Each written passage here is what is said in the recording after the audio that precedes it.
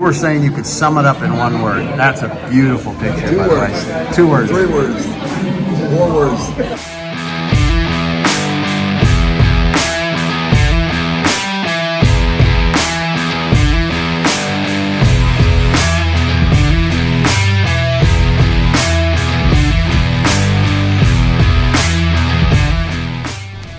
Looking forward to this upcoming interview here at beautiful Sierra Resort in Dauin, Philippines with Paul and his beautiful wife, Baby May.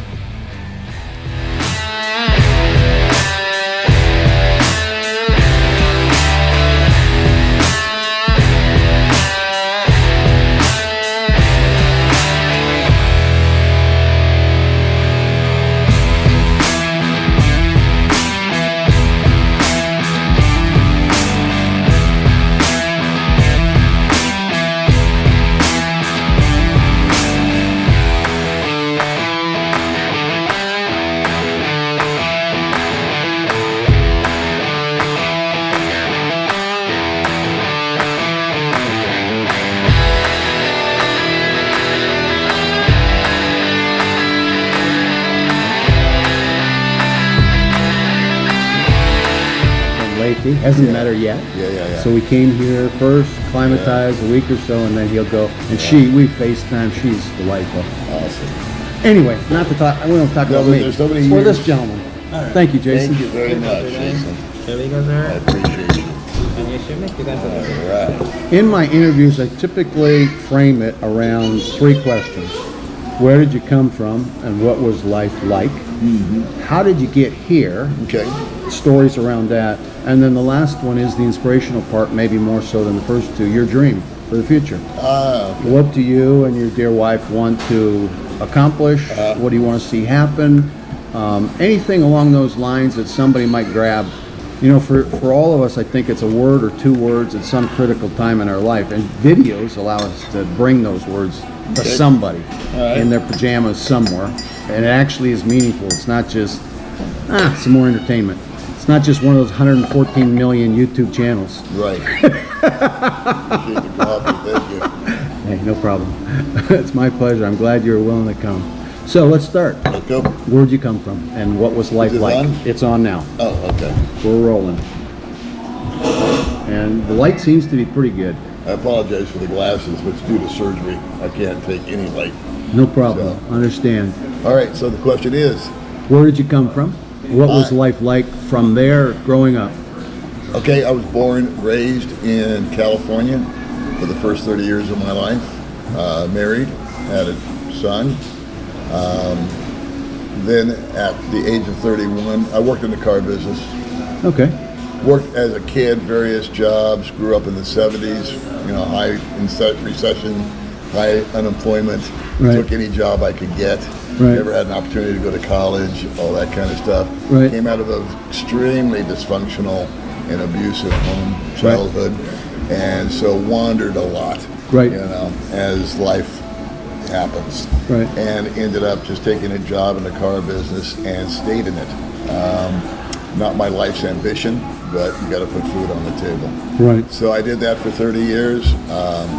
Went to Las Vegas, Nevada, the second 30 years of my life. 31. Actually, it was 31 and 31 because I retired at 62. The reason I went to Vegas is that I had a son with this woman that was literally a one-night stand. Okay. And the reason I married her was to do the proverbial right thing. Okay. And so she got pregnant from that encounter, and she went to Vegas, where she was from originally. Okay. Took my son with her on a holiday, Right. and the next thing I knew, I got divorce papers in the mail. And the way it was set up, she kept stalling the return home. Right. And she waited the allotted amount of time to make my son a resident of Nevada. Right. And then I had a choice: Okay. walk away from my kid Or move. And so I had to give up my great paying job in Santa Monica, California. Just my whole life was just peachy. up till that point. I mean, prior it was rough, then I smoothed it out. I found my path in life. She came along. I did what I thought was the right thing, and then that was the reason that I moved to Nevada and hated it there. I lived in LA. I thought LA was the center of the universe, and I loved it. I loved the museums, I loved the beach, I loved the nightlife, and I was in my 30s, man. You know, and so that was just the music scene, all of that going on was so much fun. And then I go out to dusty Nevada. And it was miserable. Brutal. You struggled there and wanted to get out, or I did. When I got there, I acclimated as best as possible. I managed to duplicate the employment, so I managed to get back into management in the automotive industry as the finance director for about 16 years at the same place. Remarried, once again, married the wrong woman. My fault. I always owned that. Okay. Rushed into it, Right. and was looking for someone to surrogate my son, because I did eventually get joint custody. And she came along, said all the right things, acted all the right ways. Turned out she's bipolar, God love her, and I had to deal with that. A real quick sidebar is while we were married, she found out that she could not have children but really wanted kids. Okay. So we adopted 2 children privately from Okay. the woman. And 5 years after that adoption, the woman decided she wanted her children back. Okay. And so we went to court and lost the children. To We the lost state? the court. We lost the court battle not because of anything we did wrong, and not because of anything she did right, but because of one word the lawyer misspelled or misused in the paperwork. There was a one word, I can't remember the word. Okay. It was it instead of and. It was insignificant word. One little time, and the other lawyer picked up on it, and we lost. And the children never left our cape because the judge was smart and said, "That's fine, you win. However, you owe the McGills 5 years of back child support." Wow. Yeah, because my attorney was asleep at the wheel during the whole proceeding. But the judge knew the story. The psychiatrist, the interviews, the children each had their own lawyer, which is called a child advocate. Right. And so they each had a lawyer to represent them. All of it led to the McGills should win. And at the end of the day, the judge had to follow the letter of the law, which I respect. And it is, because of that word, you lose. But she knew what position this woman was in. And it was all done out of vindictiveness and this and that. And so that's just one example. Did it have appeals or anything after that, or was payment made and everything done? She sent one half of one payment. She came over one time to visit the kids, and she was this bohemian kind of chick anyway, you know. Right. I mean, we had 2 kids. She had 2 kids, but from different fathers. Just to give you an example, Right. we adopted both of them from her because she asked us to. Because she said, I'm Mother Nature, and she's one of these new agey types, and I just want to go live and be free and, you know, smell flowers or whatever people do. And we said, yeah, we'll take these kids. And so we got a lawyer, obviously, the result of that. So there's part of the trials and the tribulations and whatnot. Divorced 11 years later from the second wife. First wife died. What else happened? So there was a lot of heartache, a lot of pain, That's the tip of the iceberg, bro. I mean, I could get it, if I got into details, no one would believe it. Even I don't believe it. Have you written your story? No, I'm trying to forget it. I do my best just to let the past be the past. And there was so many times where things got so dark, Right. you know, where that you question do I really want to continue this? Right. You know, this is painful. Right. I don't like this. I don't feel good about myself. I don't feel good about my choices. I don't feel good about my decisions. There's never been anybody harder on me than me. And so there were those times. However, there was the time where things got better. And after the divorce and all that went away,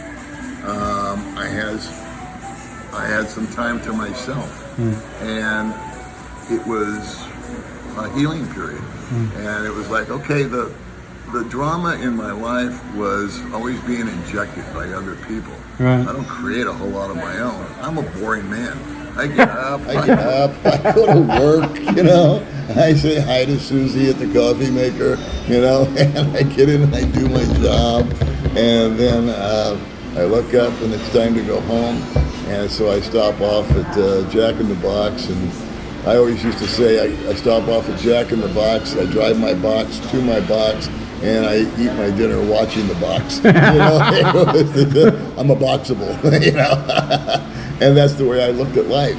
But that time alone, with no one in my life, being a single man at the age of 50-something, gave me a lot of time just to jettison all the bullshit, pardon my French, and kind of like, you know, discover who I am again. In that part of your life, is all that turmoil taking its toll on you physically? Absolutely. I had 2 blown discs in my neck from the stress and going like this behind a computer. And for 2 years, they had me on oxycodone. Whoa, I've had some of that with this surgery. Yeah, and so I saw things on the walls and everywhere else. I never got high off it. I mean, I took it, and all it made me was drowsy. And it did eliminate some of the pain, but those 2 blown discs in my neck, if you can imagine a butter knife being shouldered here 24/7. So I lost a lot of sleep, all the things that go along with it, the constipation, there's nothing good about it. And then when they did the surgery, that was one of the most remarkable days of my life, because I came out of the ether, and the first thing I noticed beyond anything else was no pain. Yeah. And there's nothing worse on the planet than relentless, non-stop pain. Yeah. I mean, it's a deal breaker. Yeah. It's a life stopper.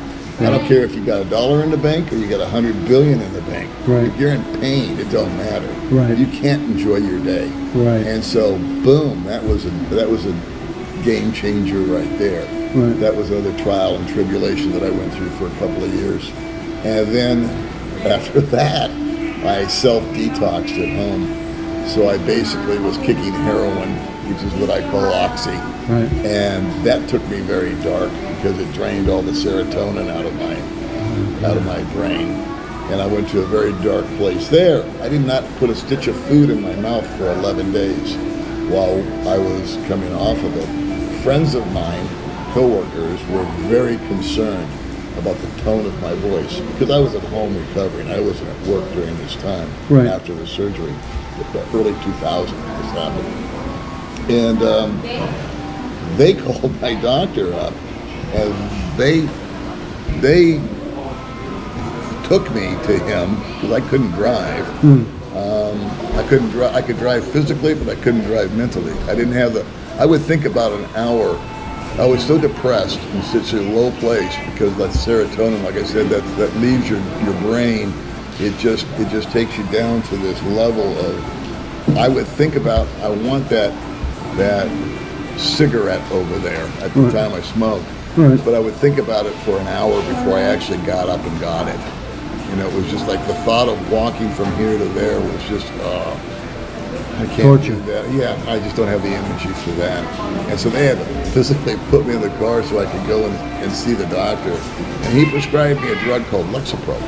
Haven't heard of that one. Yeah. Antidepressant, like Xanax or no, Xanax lithium is a sleeping pill. I think Prozac or something like that might be more in the category. Okay. I don't pretend to be, up on all that stuff. And it took 2 weeks. I read the box. Right. And said, "You should be feeling better in 2 weeks." Yeah. So I lived for those 2 weeks. Right. And lo and behold, after 14, 15 days, I started seeing daylight again. And so I pushed through that cycle. Yeah. Do you suffer today? No. So somewhere off the drugs, the healing, maintaining drugs, and then you got through a chapter there that there was, it sounds like there was more dark than light, or that's the way Sure. you remember it maybe. Sure. Or where did it kind of turn around that you started looking at coming this way? Okay, fair question. I was, like you said, I walked through the fire, you know, and once that fire ended, I've always said whenever a man walks through fire, it's like steel. It gets refined, and you come out stronger at the end. Right. And so, and I mean, if we never had any challenges, if we never had any bad times, we would all still be children. Right. So that's what hones us. That's what makes us. And it's not, you know, how many trials do you have, it's how do you handle them. Right. And so for me, I've always been, sounds like an AA meeting, and it's not, but I've always said, okay, just one day at a time. Right. You know, one step at a time. Right. And whenever I'm going through a dark period in my life, and then after that, just as a sidebar, I got everything in order. I had the house, I had my credit was an 850. I had money in the bank. I had a 401k. We had a routine now with the kids, and the pain was gone, and the Great Recession came, and I got caught up in that, and everything that I'd worked for and recovered got swept out to sea while I stood on the beach and waved at all my stuff going away, including my job, because they shut down. And so now I'm this far from homeless. This is how long ago? That was at 08. 08. Yeah. Now, prior to 08, I'll give you to answer your question. When did I decide to come here or find this? And why? In 05, Yeah. I had actually quit the car business and gone into real estate. Okay. During my recovery period of this, after I got through the darkness and all that, I went to real estate school online. Okay. And I just stayed home for 3 months because that was part of the deal at work. You know, you can't come back until the doctor signs off. Right. And the doctor's like, "You want me to sign off?" I go, "No, I haven't finished my test yet." I'm passed. They're still paying me. So, You U.S. government employer? yeah, I know. That's the closest I've gotten to a government job in my life.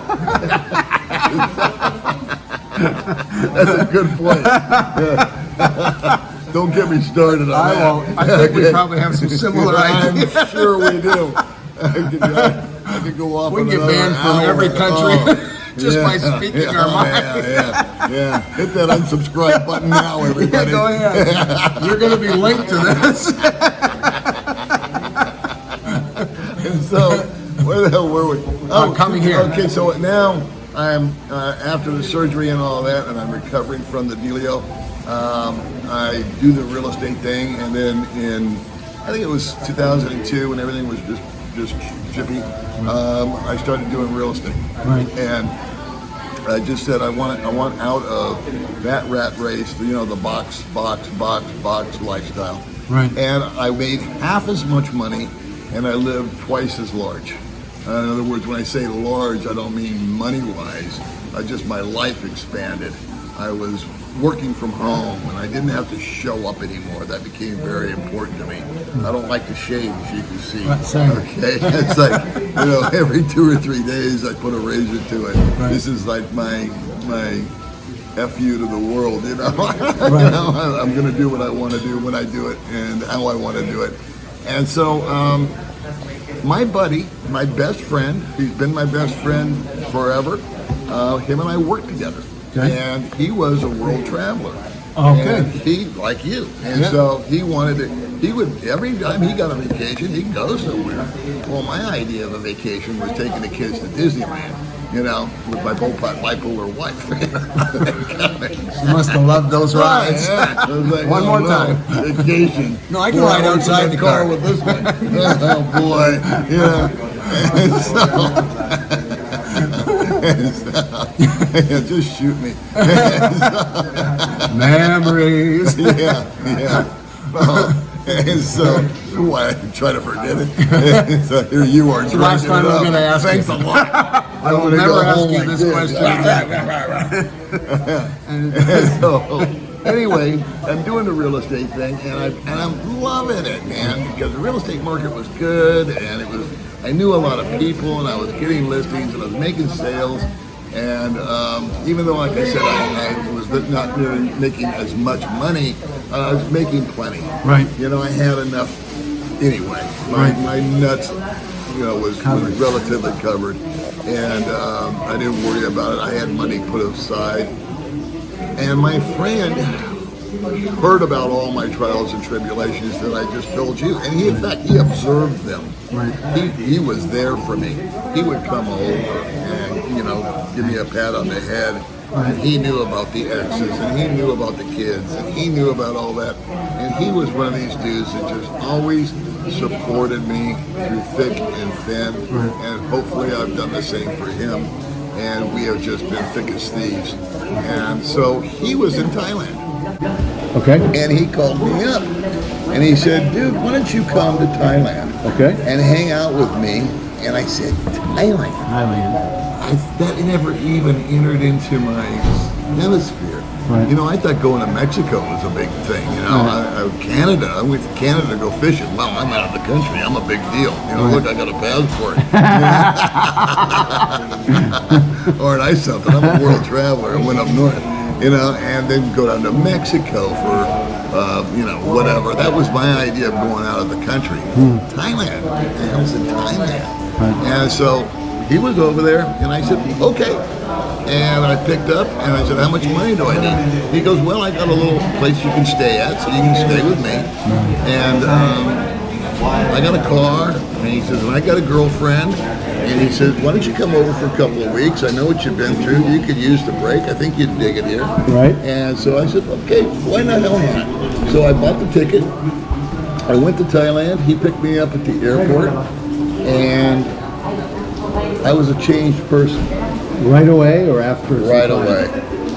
Right away, about 24 hours. Just a ride around and looking at... This was your first time outside of kind of the North American Western? Yes, sir. Okay. Yes, sir. And so it ain't National Geographic. They don't capture it. They just don't get that. Right. And so... You have to experience it. You do. Yeah. You do. It's the smells, it's the sounds, it's the taste, it's the touching. Yeah. And just the people and the vibe and the culture. They're all Buddhists over there. And so they got this real come see, come saw, live and let live kind of attitude. Very, very pacifist, non-confrontational. The women are beautiful. The people are just totally cool. The food is off the charts good. And it wasn't a lot of guys go over there for the women. I don't blame them. That wasn't my main driver. It was, I said, how much does it cost to live over here, bro? Right. And he told me, and I said, you're kidding me. It's so cheap. And it just sort of hit me. And that's when I started thinking, well, you know what? I'm going to die here. This is for me. And so in 2005, I went for 2 weeks. I stayed 2 months. That was back in the day when you could extend your plane ticket. Without it costing an arm and a leg. Yeah. That's when the airlines answered the phone. And there's nobody working there now. But in 05, we were cool. And so I stayed 2 months. I just called the office and said, hey, have so-and-so take over my listing, and I'll split the deal with them and that kind of thing. And I came back, and I worked, and then boom, came the recession. That's right. And there it went. Like I said, I was standing on the beach watching all my stuff float away, waiting to buy to it, and tried to stay afloat as best I could. And I had $6,000 to my name. Okay. And I said, It's about 10,000 Canadian. okay. And so I said, I called up my friend who was still there. Okay. And I said, I need to get the hell out of here for a while because I'm in a low place. Right. But I got joint for you, pal. Come on, stay. Stayed there for a year. I didn't stay with him for a year. I moved and got my own place. I lived over there for a year on $6,000. Just stretched it. Just stretched it, man. Yeah. And actually had to borrow money from my dad to get a plane ticket home. Because I said, what happened? It's a long story, but my ex jumped back into this. She took some money out of the bank and didn't tell me, and so it bounced my account, and all these kind of things happened. I couldn't access my money. I had to borrow it from my dad. I said, Dad, can you put this on your credit card? I'll pay you when I get home. Yeah, you're okay, son. I'll buy you a ticket. And so, because he wanted me to go too. He's good for you. He loves you. Oh yeah. I got the most rock star father on the planet. Yeah. My mother. But so that was that, and I came back in 2010, and things were not pretty as far as jobs go. I took anything I could get. This is back in the U.S. Back in the U.S. Okay. And finally, things picked up. The economy picked back up. I was able to get reemployed. I actually got my old job back. And all that came back to fruition. And then every day was a good day because it was one day closer to turning 62. Because at 62, I was going to pull the plug. And I was coming back to Thailand in my mind. You were planning. It was over. And that would be your pension? Yeah, that was it's called Social Security. Social Security, okay. And so I checked into cost of living. I started doing the usual. I started doing the Google search, cheapest places to retire. You're not on YouTube yet. You don't have a channel. Oh, no. No. You're I looking didn't know what at YouTube was. Okay. Okay, I just found out what YouTube was when I started looking. Because I would just use Google. Okay. And I would use something else, some other through Yahoo or something like that. I forget. Were you finding helpful expat kind of information? I eventually did. Somebody turned me on to YouTube. Okay. And it's funny because it says my YouTube channel, mine, was created in 2012. But that's not the truth. It's when I created a Gmail account because I wanted to get on YouTube, and they said they offered this Gmail thing. So I did that, and they said, "Do you want a YouTube channel?" And I guess I clicked yes because I didn't know if that was over or something. I don't know. So you didn't touch it for some dude, years? I discovered, my kids said, look at YouTube. And so I looked at YouTube, and mostly it was funny cat videos, and the most famous one at the time was some kid who got bit on the finger. It went viral. But I started using it as a search engine for retirement destinations. Okay. And that was a couple of years before You weren't convinced Thailand should be the place. I was up until I started researching, and I talked to my friend. He said, "Dude, they've changed." He came back eventually from there, back to Ohio, and he said they changed the visa process over here. Okay. He goes, I pretty much had to bug out. I sold my place. He had built a 12-room guest house. Okay. He's one of these guys who goes through walls, not over. He's a force of nature. And so he did the impossible. He built a business over there. And not easy for a foreigner in Thailand, dealing with Chinese owners and all that. But he did it. Anyway, so I said, well, what are my options? And the easiest thing for me to do was just type into Google top 10 places to retire on Social Security, because that's what I was. Right. I was a guy on Social Security wanting to retire. Right. Where the hell do you go? Argentina? I don't know. South Africa? I don't know. I loved Asia, so I was trying to keep it there, because like I said, the vibe was right up my alley. Right. I'm a pretty laid-back guy. I like the laid-back attitude. And Mañana. Yeah, mañana.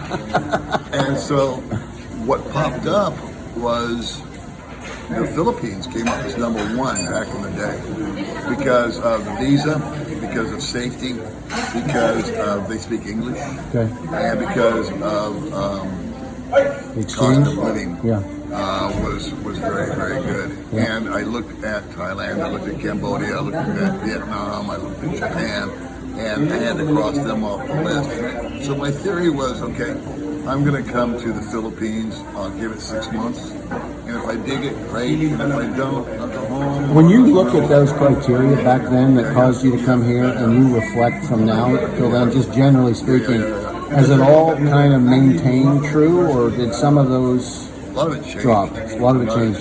Yeah. Okay. For example, where we are right now, which is Dumaguete. Actually, we're outside of Dumaguete right now, Right. filming this. Right. Back then, Dumaguete was #1 on Forbes' list to retire, and now it hasn't made the top 25 of any list. And so things have changed. Yeah. Let me ask you this, because I heard from the individual, I don't even remember his name.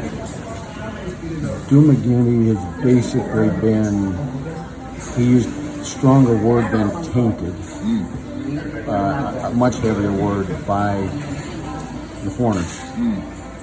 And I'm one that, as a foreigner and often as a tourist, don't like to be where my people are. I like to go experience the local. I like to find out from those that have embedded into the local scene. But you live here, so what is your, and you have a lot of friends here. Yes, I do.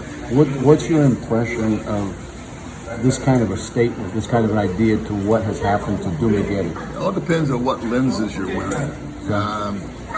I can be with guys like you and the ones behind us all day long if I choose to. Okay. Or if I choose to be as far away from a face that looks like mine, it's 20 minutes from me. Okay, I I go got to her you. hometown, and nobody knows me. I don't know them. It's as local as you can get, brother. Right. And it's less than an hour away. So you get both worlds here, Absolutely. and you just let the stuff happen around you the way it's going to happen. And okay, Absolutely. I got you. I will tell you this about Dumaguete specifically. Right. When I first got here, foreigners were like were something that were like, people would stop and look at me while I was driving down the street with my white hair, my white face. You know, nobody knows me. I don't know them. It's as local as you can get, brother. Right. And it's less than an hour away. So you get both worlds here, Absolutely. and you just let the stuff happen around you the way it's going to happen. And, okay, Absolutely. I got you.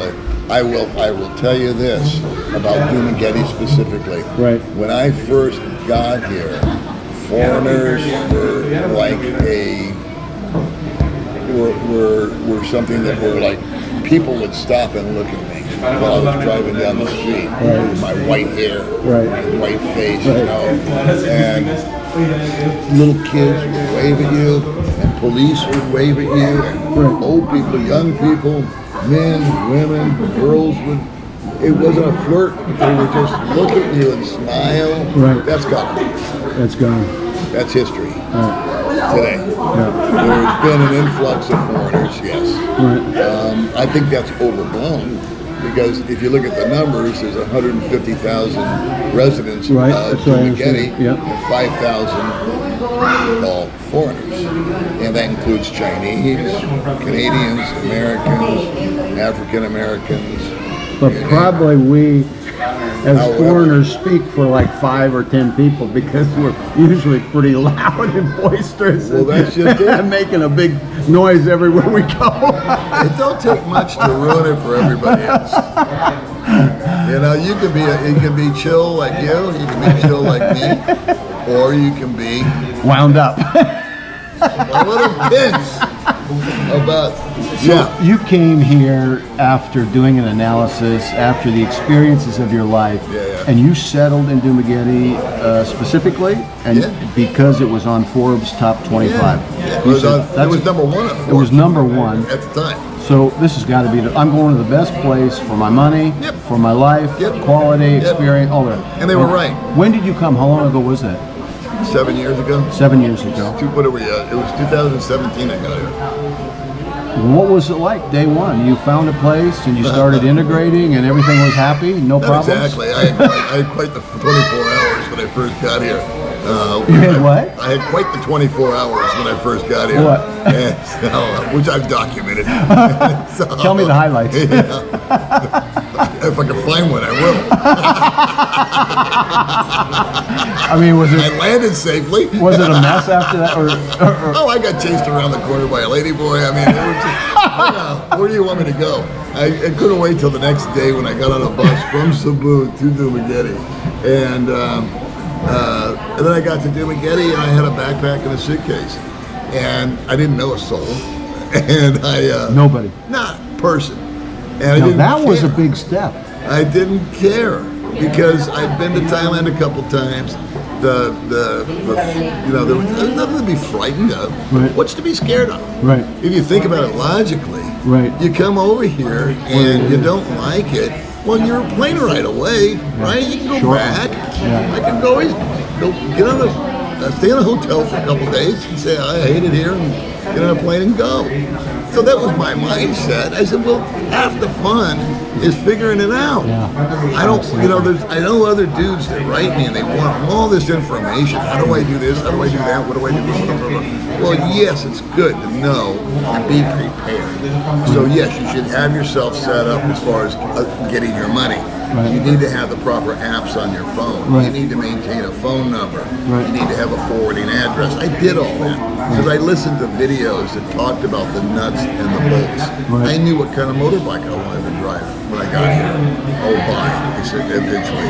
I knew that because I watched. And I also watched budget videos. There were 3 guys here that did primarily all the videos. That was it back in the day. Right. And all of them lived for $1,000 a month. Each and every one of them were on $1,000 a month. Paul shows up, he's living on $1,500 a month. Okay, He's a rich guy. no, I can't live like that. I look good on film, but I don't like it. So I'm going to get that apartment over there for $400. I've got to make some adjustments. Let's close this interview on a happy note. You met your dear wife and then your dream for the future. Okay. I was a committed bachelor when I came over here. I was not the guy that came, a lot of men, and I don't blame them, they come over here to meet a significant other. Right. And they've given up on women in America or Canada or wherever they're from because of the attitude and all that jazz. Absolutely. And I don't blame them. It's simpler. And why not be a big fish in a small pond as opposed to a minnow in an ocean? Yep. So that's their driver. Yep. But over here, I was an anti-woman. I was just pro-woman. Yeah. Yes, is the way. Less complicated. Yeah, man. And I'm happy being single. I'm happy being alone. I know how to cook for myself. Yeah. I know how to put my pants on. I can handle. There ain't nothing I can't. So far, anyway. Yeah. And so, but I did over time become acquainted with females, and I did have my moment with them, and physical encounters or just platonic encounters for over 2 years. And I would meet them, and they would be just drop dead gorgeous and so accommodating and whatnot, but there was always that. I had so much experience with the psycho stuff back home. I could spot a psycho a mile away, and to say that all these women over here, all due respect, that they have their moments too. And my barometer was, I would look at this gorgeous creature sitting at the end of my couch, just talking on her phone like my wife is or chatting away. And I would say to myself, can I see myself with her in 5 years? Right. And the answer was always no.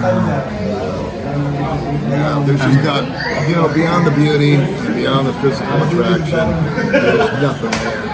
And she's way too young or whatever. And I never, ever, ever lied to anybody. They always say, do you want to be boyfriend and girlfriend? And I would say no.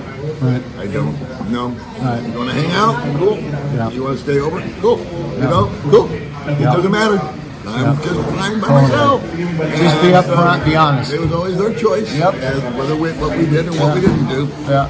And a lot of women that I met were looking for a sponsor. Right. And so that was a turnoff, and you could spot that right away.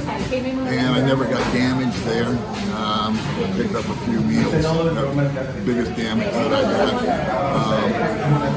And so I was out to, how did I meet my wife? Well, I was out to dinner with a friend, and he had a girlfriend. Okay. And I was the third wheel. I was a single guy, nobody. Right. And of course, the Filipina had to know. Are you single? Are you married? Ding, ding, ding, ding, ding, ding. Pachinko. First thing she asked me. So she said, why don't you have a girlfriend? Yeah, something wrong? Are you gay? Yeah, what's up with you? Only on weekends. I like my alone time. And so I said, well, I just haven't met anybody I care for. Rings my bell. Something like that. I forget the exact conversation. No fit. She said, well, I have a friend. And I bet you would like her. Wow. And I said, really? She goes, yeah, because you're funny and you're this and you're that. And she likes that kind of stuff. And so I'm going to introduce you to her if that's okay. And I said, how are you going to introduce me? She said, on Facebook. Perfect. So her and I met on Facebook. Nice. And we chatted. Very cool. That's how we met. I'm telling you how we met. And so then, I don't know, we chatted for a week or so. Right. And she lived in Chatham. And one day she said, and she was working. She was working as a caterer. Oh, okay. And so she had a gig. And she would live in Chatham with her mom, or she would travel to Dumaguete and room in a boarding house with her sister, because they both worked as catering. When they set up, they were the servers. They would set up the tables, fill the water, and they were like, that brought me my coffee. That was her gig. So are you a chef also? No. A cook? Yeah. No. No. Yeah, No. she cooks. She doesn't know what a chef means. Oh, okay. But cooking, yeah. Oh, okay. By the way, I watched one of your videos together with your friend, the massage lady. And I thought that was such a sweet, you gave her some food that you had been given somewhere. And she works somewhere here. And I would go there and have a massage if it gives her good business. So maybe you can tell me if she's still working even. It was one of the videos I did get to see. I'd like to watch more, but it's always a time thing. But it was so, she's a friend of yours you hadn't seen in a while. I forget who that was. Luli, or she sat on the couch and then you interviewed her, Paul, quite a while. And then you were good friends and she had just come back from Manila.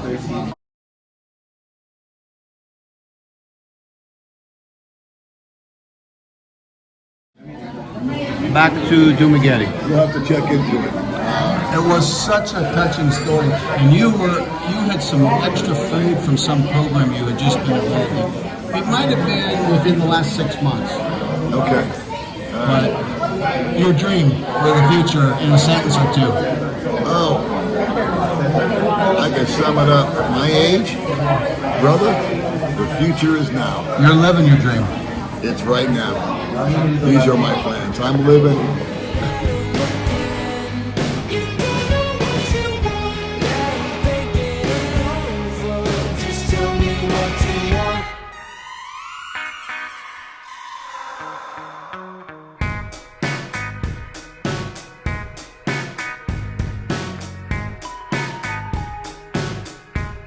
Living these years of our life. I would say that the two of us have both managed to expand the other. Thank you so much for both of your time. My pleasure. That's cool. Let's turn.